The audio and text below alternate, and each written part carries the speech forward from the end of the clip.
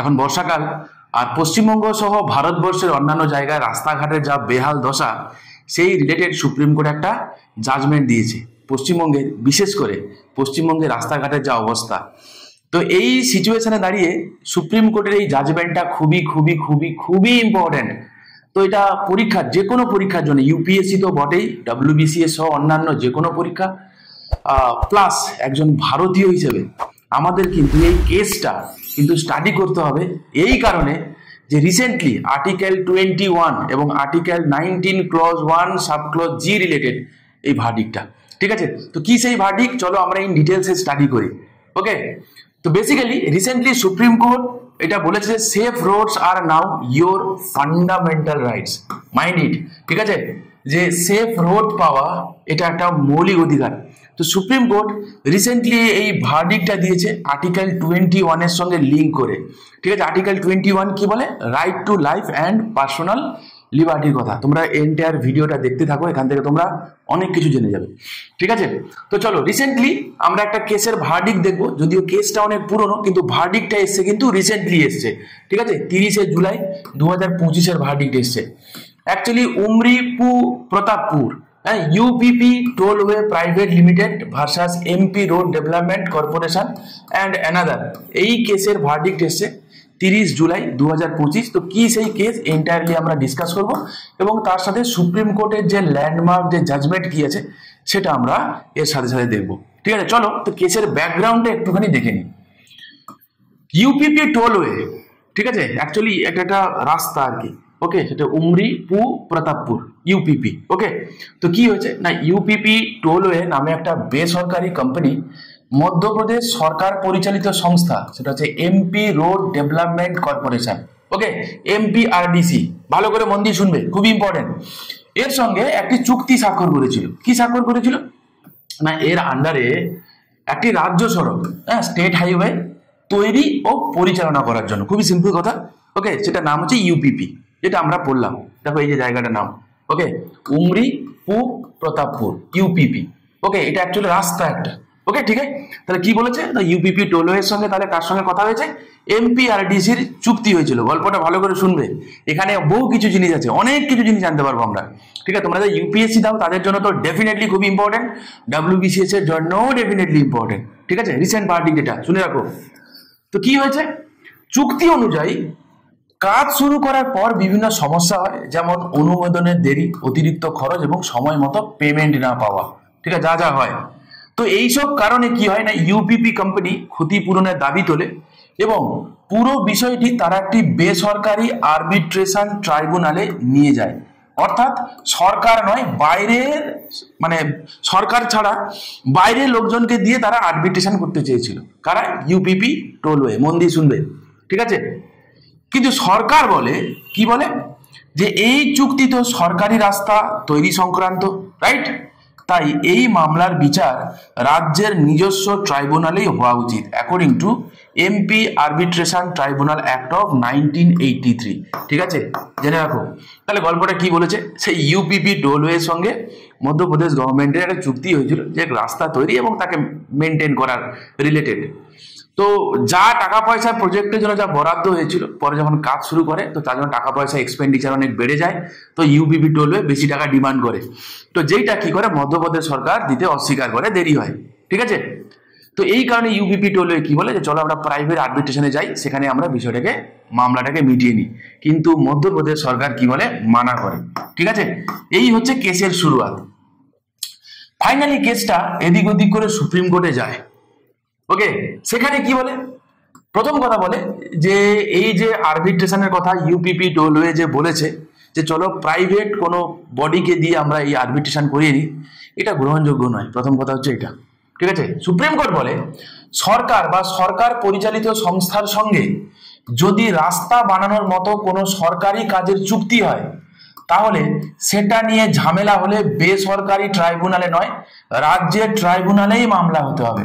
তাহলে কি বলেছে, যে সরকার হোক, সরকার পরিচালিত হোক, বা যে কারুকে দিয়েই হোক, রাস্তা বা রাস্তা সংক্রান্ত যদি কোনো গন্ডগোল হয়, তাহলে সেক্ষেত্রে কোনো প্রাইভেট আরবিট্রেশনে যাওয়ার কোনো জায়গা থাকবে না, গভর্নমেন্টের যে যে জায়গা রয়েছে, ঠিক আছে, তো সেখানে মানে গভর্নমেন্টের যে ট্রাইব্যুনাল যে রয়েছে না, কোনো বেসরকারি ট্রাইব্যুনাল নয়, রাজ্যের যে ট্রাইব্যুনাল যেটা রয়েছে, তোমরা জানো যে ট্রাইব্যুনাল কাকে বলে? আমি তোমাদের আগেও করিয়েছি। এই ট্রাইব্যুনালের যে কনসেপ্টটা, এটা বেসিক্যালি এসছে through 42nd constitution amendment act, ঠিক আছে। একটা তো হয় অ্যাডমিনিস্ট্রেটিভ ট্রাইব্যুনাল, আর একটা আছে ট্রাইব্যুনাল ফর আদার পারপাসেস, ঠিক আছে, তোমরা জানো আশা করি। তো ট্রাইব্যুনাল বেসিক্যালি এরাও কি করতে পারে না, এরাও জাজমেন্ট দিতে পারে স্পেসিফিক কাজের জন্য। স্পেসিফিক ট্রাইব্যুনাল আছে যাতে জুডিশিয়ারির ওপরে, জুডিশিয়ারির মতোই এদের অ্যাক্টিভিটি, যাতে জুডিশিয়ারির ওপরে এক্সট্রা লোড না পড়ে। হ্যাঁ, জুডিশিয়ারির উপরে নর্মাল সুপ্রিম কোর্ট, হাইকোর্ট এবং সাবঅর্ডিনেট কোর্টগুলোর উপরে যাতে লোড না পড়ে, তো সেটাকে হালকা করার জন্য বিশেষ কাজের জন্য বিশেষ এরকম ট্রাইব্যুনাল আছে। তো এটাও এরকম একটা ট্রাইব্যুনাল, ঠিক আছে, বোঝা গেল কি বললাম? আর কি বললাম? বলছে রাস্তা তৈরি ও রক্ষণাবেক্ষণ সরকারেরই দায়িত্ব। মন দিয়ে শুনবে, ঠিক আছে। সরকার চাইলে কাজ বেসরকারি সংস্থাকে দিতে পারে, কোনো চাপ নেই, কিন্তু দায়িত্ব থেকে মুক্তি পায় না। বলেছে দেখো, এই রাস্তাঘাট বানানো হোক বা মেনটেন হোক, যাই হোক, এটা গভর্নমেন্টের রেসপন্সিবিলিটি। গভর্নমেন্ট কাকে দিয়ে কাজ করাচ্ছে কিচ্ছু ম্যাটার করে না। যদি রাস্তাঘাটের বিষয় থাকে, এটা গভর্নমেন্টকেই সম্পূর্ণ রেসপন্সিবিলিটি নিতে হবে, ঠিক আছে। কারণ রাস্তা হলো জনসাধারণের মৌলিক অধিকার, ঠিক আছে, এটা একটা পাবলিক ফাংশন। তাহলে কি বলেছে? বলছে রাস্তা পাওয়া জনসাধারণের একটা মৌলিক অধিকার, এটা একটা ফান্ডামেন্টাল রাইট। ওকে, রাস্তার অবস্থা যদি খারাপ হয় তাহলে তা মৌলিক অধিকার লঙ্ঘন। কারণ একজন নাগরিক যদি কাজের জায়গায় যেতে না পারেন, স্কুলে পৌঁছাতে না পারেন, জরুরি অবস্থায় চলতে না পারেন, তাহলে সেটা শুধু সমস্যাই নয়, তার জীবনের অধিকার, রাইট টু লাইফ, হ্যাঁ, যেটা আর্টিকেল 21-এ আছে, এবং পেশার স্বাধীনতা, যেটা আর্টিকেল 19 ক্লজ 1 সাব ক্লজ জি-তে আছে, সেটা লঙ্ঘিত হয়। এটা কে বলেছে? সুপ্রিম কোর্ট বলেছে, ঠিক আছে। তো চলো আমরা এইটাকে আর একটু ডিটেলসে স্টাডি করি। যে আমরা দেখবো কারো মাথায় ডেফিনেটলি চলছে রাইট টু লাইফ, নাই বুঝলাম, রাস্তা পাওয়ার অধিকার রাইট টু লাইফেরই পার্ট। কিন্তু sir article 19 clause 1 sub clause D তো এটা বলে যে মুভমেন্টের কথা, রাইট, অথচ article 19 clause 1 sub clause G কে কেন ট্যাগ করলো, রাইট। চলো এই দুটোর মধ্যে আমি তোমাদেরকে ডিফারেন্স বুঝিয়ে দিই। Article 19 clause 1 sub clause D এটা বলে যে প্রত্যেক ভারতীয় নাগরিকের কি রয়েছে না, ভারতের সীমানার মধ্যে অবাধে চলাফেরার অধিকার রয়েছে, ঠিক জানো তোমরা। এই অধিকার নিশ্চিত করে যে একজন মানুষ যে কোনো রাজ্যে, শহরে, গ্রামে স্বাধীনভাবে তারা যাতায়াত করতে পারে, ঠিক, এইটা নিয়ে কোনো চাপ নেই। কিন্তু ভার্ডিক্টটা কিন্তু এই রিলেটেড ছিল না। ভার্ডিক্ট কি ছিল আচ্ছা বলো তো? আর্টিকেল 19 ক্লজ 1 সাব ক্লজ কি বলে, সাব ক্লজ জি কি বলে? এটা বলে যে আমরা চাইলে কোনো পেশা নিতে পারি কিনা।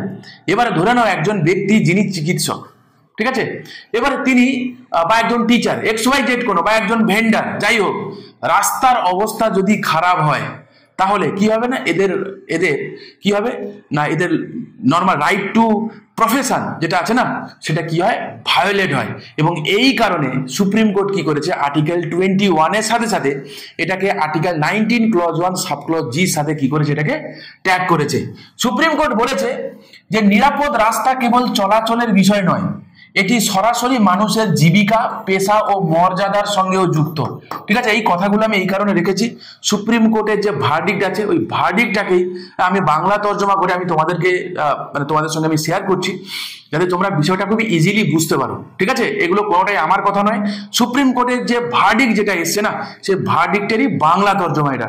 ওকে, আর্টিকেল 19 ক্লজ 1 সাব ক্লজ জি অনুযায়ী নাগরিকের অধিকার আছে যে কোনো আইনসঙ্গত পেশা, ব্যবসা বা কাজ করার। কিছুদিন আগে তোমরা একটা খবর পাবে, আমাদের ওয়েস্ট বেঙ্গলে একটা স্কুল ভর্তি একটা বাচ্চারা গেছিল না, স্কুলের বাচ্চারা একটা টোটোতে করে গেছিল, তাই না? সেই টোটো কি রাস্তার উপর উল্টে পড়েছে। যদি দেখে থাকো নিশ্চয়ই আমি যে কথাটা বলতে রিলেট করতে পারবে। তাহলে দেখো, একজন যিনি স্কুল যাচ্ছে বা একজন হসপিটালে যাচ্ছে, যাই হোক না কেন, একজন টিচার তো গিয়ে দেখছে যে রাস্তা দিয়ে তিনি পড়াতে যাচ্ছেন, রাস্তাই নেই, হ্যাঁ, তো রাস্তাটা এত খারাপ হলো। তাহলে কি বলেছে, যে এই জন্যেই সুপ্রিম কোর্ট বলেছে যে ভালো রাস্তা পাওয়া এটা রাইট টু লাইফেরই পার্ট, এবং তার সাথে এটা কি না, ফ্রিডম অফ যে আমাদের যে ট্রেড এবং আমাদের যে প্রফেশনের যে জায়গা রয়েছে না, যে ব্যবসা বাণিজ্য, চাকরি বাকরি, যা কিছু, এটা আমাদের স্বাধীনতা রয়েছে, হ্যাঁ, তার সঙ্গে ডাইরেক্টলি রিলেটেড। ওকে, তাহলে কি এখানেই শেষ? না, এখানে শেষ নয়। পিকচার আভি বাকি হয় মেরে দোস্ত, একটু দাঁড়াও, অপেক্ষা করো, ঠিক আছে। তাহলে আর্টিকেল 21 এর পার্ট আমরা এটা দেখে নিলাম, কি right to safe and motorable road, কি তাহলে এটা রাইট টু লাইফের পার্ট। আচ্ছা, হঠাৎ করে কেউ বলতেই পারে যে স্যার আমি বুঝতে পারলাম না, আমি তার জন্য আর একটু ছোট্ট একটা কথা তোমাদের সঙ্গে জাস্ট আমি অ্যাড করে দিই, হ্যাঁ শুনতে থাকো। দেখো, অ্যাকর্ডিং টু আর্টিকেল 21, যদি আমি ফান্ডামেন্টাল রাইটের চোখ দিয়ে দেখি, তাহলে এখানে লেখা আছে যে right to life and personal liberty, এবং স্টেট চাইলে with procedure established by law কি করতে পারে না, রাইট টু লাইফকে কার্টেল করতে পারে, তাই না, উইথ রিজনেবল গ্রাউন্ড থাকতে হবে, তা চাইলে স্টেট চাইলে করতে পারে, সংবিধানে তার কিছু বলা নেই। এবারে আমরা জানি who is the ultimate interpreter of the constitution, it is the judiciary, right. Highest জুডিশিয়ারিতে হাইয়েস্ট বডি কে রয়েছে, it is the supreme court. Supreme court নানান সময় বা অন্যান্য হাইকোর্টস গুলো নানান সময় কি করেছে, এই রাইট টু লাইফের ইন্টারপ্রিটেশন দিতে গিয়ে, ঠিক আছে, রাইট টু লাইফের ইন্টারপ্রিটেশন দিতে গিয়ে নানান জাজমেন্টে, যেমন ইউপিপি টোল এই জাজমেন্টে দিল কি, যে মোটরেবল রোড এটা কি, এটা একটা রাইট টু লাইফের part, article 19 clause 1 sub clause 0 part, বললো কিনা। তো এরকম নানান সময় সুপ্রিম কোর্ট কি করেছে, এরকম ভার্ডিক্ট দিতে গিয়ে একটা করে পালক অ্যাড করে গেছে, যে এইগুলো কিনা কি হবে না, আর্টিকেল 21 কে কি করে রিফ্লেক্ট করে, সংবিধানে বলা নেই, এগুলো কি করেছে জুডিশিয়ারি নানান সময় তার ভার্ডিক্ট দিতে গিয়ে এই কথাগুলো বলেছে, ঠিক আছে। আমরা মনে রাখবো, আশা করি আমি আসবো এরকম বেশ কিছু কেসের কথা বলে দেবো, যেখানে যে রাইট টু লাইফের পার্ট আসলে কোনগুলো হওয়া উচিত সেগুলো কিছু বলেছে, ঠিক আছে। বাকি তোমরা তোমাদের বইতে, পলিটিক্স বই লক্ষ্মীখানে দেখবে একটা লম্বা লিস্ট রয়েছে, 35-40টার মতো লম্বা লিস্ট রয়েছে, সেগুলো বিভিন্ন সময় বিভিন্ন ভার্ডিক্ট দিতে গিয়ে এটা সুপ্রিম কোর্ট বা জুডিশিয়ারি হাইকোর্টস গুলো কিন্তু বলেছে, ঠিক আছে। যেগুলো ইম্পর্টেন্ট আমি তোমাদের সঙ্গে আজকে সেগুলো শেয়ার করে দেবো, ঠিক আছে। তাহলে কি বোঝা গেল, তাহলে ensure citizens can move safely to carry out their livelihood. Next কি বলছে, এই মামলায় আদালত ব্যাখ্যা করেছে, যদি রাস্তাঘাট চলাচলের অযোগ্য থাকে তবে শুধু যাতায়াত নয়, নাগরিকের জীবনযাপন ও জীবিকা নির্বাহ এর মৌলিক অধিকার কি হয়, ক্ষতিগ্রস্ত হয়, এবং যে কারণে আর্টিকেল 21 এর সাথে সাথে article 19 clause 1 sub clause G কে কি করা হলো না, এর সঙ্গে ঠাঁই দেওয়া হলো। দেখো, আর্টিকেল 21 এর যে পরিধি ছিল এতদিন পর্যন্ত, তার সঙ্গে আরো একটা এক্সট্রা পালক অ্যাড হলাম, এক্ষুনি বললাম যে অ্যাকর্ডিং টু আর্টিকেল 21 কনস্টিটিউশনে কিন্তু কিছু বলা নেই যে এইগুলো আর্টিকেল 21 এর পার্ট, সংবিধানে কিচ্ছু বলা নেই। নানান সময় সুপ্রিম কোর্টে নানান ভার্ডিক্ট দিতে গিয়ে সেগুলোকে অ্যাড করা হয়েছে। তাহলে এরকমই এই যে ভার্ডিক্ট, যেটা এই যে বেহাল রাস্তা, এটা যে মৌলিক অধিকারের পার্ট, রাইট টু লাইফের পার্ট, তাহলে এটা ইউপিপি টোলে ভার্সাস মধ্যপ্রদেশ গভর্নমেন্টের এই জাজমেন্টে এসছে, এটা আমরা মাথায় রাখবো, ঠিক আছে। বোঝা গেল কি বোঝা গেল না? এর ফলে যেটা হলো কি, পরিকাঠামোগত নিরাপত্তাকে প্রথমবারের মতো একটি সাংবিধানিক অধিকার হিসেবে প্রতিষ্ঠা করা হলো, এটা খুব ইম্পর্টেন্ট। ফার্স্ট টাইম যে ইনফ্রাস্ট্রাকচার, স্পেসিফিক্যালি রোড ইনফ্রাস্ট্রাকচার, যে এটা যে একটা মৌলিক অধিকারের পার্ট, এর আগে কিন্তু কখনো জুডিশিয়ারি কোনো কেসের ইন্টারপ্রিটেশন কিন্তু বলেনি, ফার্স্ট টাইম কিন্তু এরকম বললো, ঠিক আছে। এটা কিন্তু খুবই খুবই খুবই ইম্পর্টেন্ট। এর আগে দেখবে জল, পরিশ্রুত জল পাওয়া অধিকার, তাই না, ইলেকট্রিসিটি পাওয়া অধিকার, এগুলোর কথা বলেছে, নট টু হ্যাং পাবলিকলি, এগুলো বলেছে, তাই না, ফ্রিডম অফ তোমার হচ্ছে লাইভলিহুডের কথা বলেছে, এডুকেশনের কথা বলেছে, কিন্তু কখনো ইনফ্রাস্ট্রাকচার রিলেটেড কিন্তু কিছু বলেনি। ক্লিয়ার? আর কি সাথে সাথে বললো, যেটা খুবই ইম্পর্টেন্ট, বললো যে আগে রাস্তার দায়িত্ব বেসরকারি ঠিকাদারদের ঘাড়ে চাপানো হতো, যে দেখো সরকারের কাজ ছিল এই যে রাস্তাটা ঠিক করা, দেখো আমি দিয়েছি, এখন ঠিকাদারের দায়িত্ব কিভাবে কি হবে না হবে ঠিকাদার বুঝবে। সরকার বলেছে যে না, ঠিকঠাক রাস্তা দেওয়াটা ঠিকাদারকে শুধু কাজ দিলে হবে না, রাস্তাটা ঠিকঠাক আছে কিনা এনশিওর করবে, এটা দেখার দায়িত্ব কিন্তু সরকারের, ঠিকাদারের নয়। বোঝা গেল কি বলেছে? আদালত এখন স্পষ্ট করে দিয়েছে যে রাস্তার দেখভালের মূল দায়িত্ব সরকারের, তাই অব্যবস্থার জন্য সরকারকেই জবাবদিহি করতে হবে, ঠিক আছে। কাকে জবাবদিহি করতে হবে? সরকারকেই জবাবদিহি করতে হবে। একজন ভারতীয় নাগরিক হিসেবে এই কেসগুলো তোমরা জেনে রাখো, তোমাদের নানান সময় কিন্তু কাজে লাগবে। তোমাদের বাড়ির সামনে রাস্তার কন্ডিশন কেমন তোমরা অবশ্যই কিন্তু কমেন্ট করে জানিও। আর এটা তোমরা বুঝে গেলে যে রাস্তার কন্ডিশন যদি খারাপ হয় তাহলে কিন্তু তোমার মৌলিক অধিকার ভায়োলেট হচ্ছে, তুমি চাইলে এখন কিন্তু হাইকোর্টে অ্যাপ্রোচ করতে পারো আন্ডার আর্টিকেল 226, মাইন্ড ইট। কারণ তোমরা জানো আশা করি regarding writ jurisdiction, writ fundamental রাইটগুলোকে প্রোটেকশন দেওয়ার জন্য সুপ্রিম কোর্ট এবং হাইকোর্ট কি করতে পারে, রিট ইস্যু করতে পারে। সুপ্রিম কোর্ট রিট ইস্যু করে কি আর্টিকেল 32 ক্লজ 2 দিয়ে, রাইট। আর হাইকোর্ট রিট ইস্যু করতে পারে আর্টিকেল 226 দিয়ে। আই হোপ তোমরা জানো। এবং এই যে কেস, এই কেসের যে ভার্ডিক্ট এসেছে এটা ম্যান্ডামাসগত কারণে, উই কমেন্ট, ঠিক আছে, ম্যান্ডামাস থেকে কিন্তু এটা এসেছিল। কি বলেছে? বলছে সম্মানজনক জীবনের জন্য নিরাপদ চলাচল এখন সাংবিধানিকভাবে কিন্তু স্বীকৃত।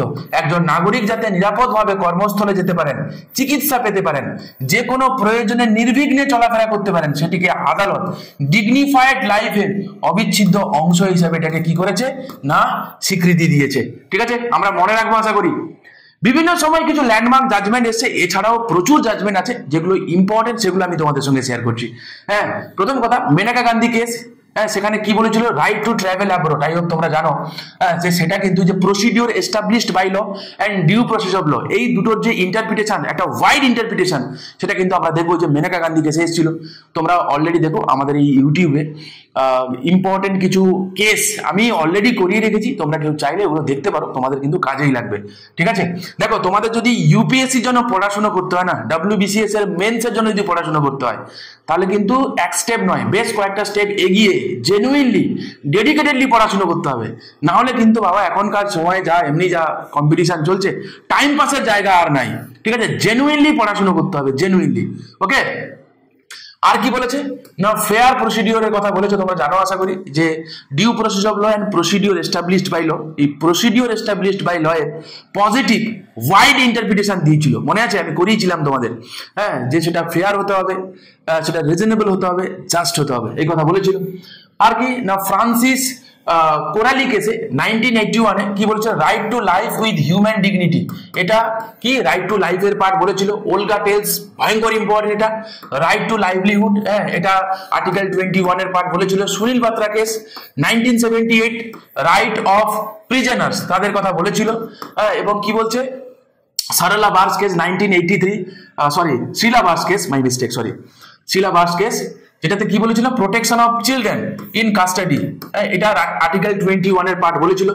MC মেহতা কেস 1987-এ হয়েছিল, রাইট টু ক্লিন এনভায়রনমেন্ট, এটা মাথায় রেখো। MC মেহতা মানেই কিন্তু MC মেহতা কিন্তু একজন মানে কি বলে একজন রিনাউন্ড একজন এনভায়রনমেন্টালিস্ট ছিলেন আর কি।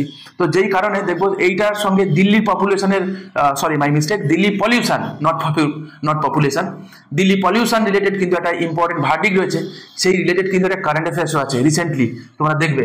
ওকে, উন্নি কৃষ্ণন 1993, ভয়ঙ্কর ভয়ঙ্কর ভয়ঙ্কর ইম্পর্টেন্ট, যে রাইট টু এডুকেশন, এটা যে রাইট টু লাইফেরই পার্ট, এটা কিন্তু উন্নি কৃষ্ণন কেসে বলেছিল, আই হোপ তোমরা জানো। এবং যার ভিত্তিতে পরবর্তীকালে 86 কনস্টিটিউশন অ্যামেন্ডমেন্ট অ্যাক্ট হয়েছিল, আর্টিকেল 21A অ্যাড করা হয়। PUCL 1996 কি বলেছিল, রাইট টু প্রাইভেসি। ঠিক আছে, এটা একটা ফান্ডামেন্টাল রাইটের পার্ট। এবং জাস্টিস KS পুত্তস্বামী কেস 2017 সালে হয়েছিল, এখানেও বলেছিল রাইট টু প্রাইভেসি, এবং এখানে fundamental right under article 21A এটা কিন্তু ডেফিনেট করেছিল। ঠিক আছে, এছাড়াও আমরা দেখতে পাবো যে এতগুলো রয়েছে, এছাড়াও মানে এগুলো তো ফেমাস জাজমেন্ট হলো। ঠিক আছে, এগুলো তো ফেমাস জাজমেন্ট ছিল, এছাড়াও এগুলো ফেমাস জাজমেন্ট ছিল যে কোন কেসে কি বলেছিল, পরীক্ষায় আছে, খুবই ইম্পর্টেন্ট। এছাড়াও আমি বলছি যে এতগুলো রয়েছে যেইগুলোও বলা হয়েছিল যে সুপ্রিম কোর্ট নানান সময় নানান ভার্ডিক্ট দিতে গিয়ে বলেছে যে এগুলো রাইট টু লাইফেরই পার্ট। তেমনি ভাবে দেখো, right to privacy, right to go abroad, right against solitary confinement, right against handcuffing, right against public hanging, right against delayed execution, right against custodial death. ঠিক আছে, তো এগুলো পার্সোনাল লিবার্টি এবং dignity related ছিল। Shelter এবং development related কি কি ছিল, যেমন right to shelter, right of every child to full development, protection of under trial, protection of cultural heritage. ঠিক আছে, হেলথ এবং ওয়েলবিং রিলেটেড ছিল কি, right to health and medical aid, তোমরা জানো, doctors assistant during detention or execution, right to pollution free water air, এগুলোর কথা বলেছে। রাইট টু এডুকেশনের কথা বলেছে, right to social justice and economic এম্পাওয়ারমেন্টের কথা বলেছে। ঠিক আছে, তা this rights are not written directly in article 21, আমি অলরেডি তোমাদের বলেছি, আবার একবার বলে দিই। তাহলে এগুলো বিভিন্ন সময় সুপ্রিম কোর্ট নানান কেসে এগুলো ইন্টারপ্রিটেশন দিতে গিয়ে কিন্তু এগুলো বলেছে। ঠিক আছে, যেমন বাবা রামদেব, তোমরা চেনো আশা করি। ঠিক আছে, বাবা রামদেব ওই সময় বাবা রামদেবের সঙ্গে একটা কেস হয়েছিল, বাবা রামদেবের একটা ঘটনাগত কারণে, যেখানে দিল্লি হাইকোর্ট বলেছিল যে আমাদের ঘুমের অধিকার এটা কিন্তু একটা রাইট টু লাইফেরই পার্ট, আর্টিকেল 21 এর পার্ট, মাথায় রেখো। ঠিক আছে, তো এই ছিল মোটামুটি আমাদের আজকের মতো আলোচনা, যেটা রিসেন্টলি জাজমেন্ট দিয়েছে সুপ্রিম কোর্ট। তাহলে এইটুকু আমরা জানলাম যে আমাদের সেফ রোড পাওয়া, ঠিক আছে, শুধু সেফ ড্রাইভ সেফ লাইফ নয়, আমাদের সেফ রোড পাওয়াটাও কিন্তু এটা আমাদের একটা মৌলিক অধিকার, ঠিক আছে। কে বলেছে? সুপ্রিম কোর্ট বলেছে, ইউপিপি টোলওয়ে ভার্সাস মধ্যপ্রদেশ গভর্নমেন্টের কেসে, এবং কেসে কিন্তু সুপ্রিম কোর্ট এই ভার্ডিক্টটা দিয়েছে, ঠিক আছে। আবারও বলছি, তোমাদের বাড়ির সামনে রাস্তার কন্ডিশন কেমন অবশ্যই তোমরা কিন্তু জানিও, ঠিক আছে। এখন থেকে যদি রাস্তার কন্ডিশন খারাপ থাকে তাহলে তোমরা চাইলে কিন্তু, আবারও বলছি, কোর্টে মুভ করতে পারো, কারণ সুপ্রিম কোর্ট বলেছে এটা তোমার ফান্ডামেন্টাল রাইট, ঠিক আছে। কেমন লাগলো আর কিছু নতুন কিছু জানতে পারলে কিনা, ঠিক আছে, অবশ্যই তোমরা কমেন্ট করে জানিও। ভালো লাগলে তোমরা কি করতে হবে তোমরা জানো, আমি জানি তোমরা খুবই স্মার্ট, তো সেটুকু করো তোমরা। অবশ্যই তোমাদের মতামত নিচে কিন্তু জানিও। ভালো থেকো, দেখা হচ্ছে নেক্সট ভিডিওতে।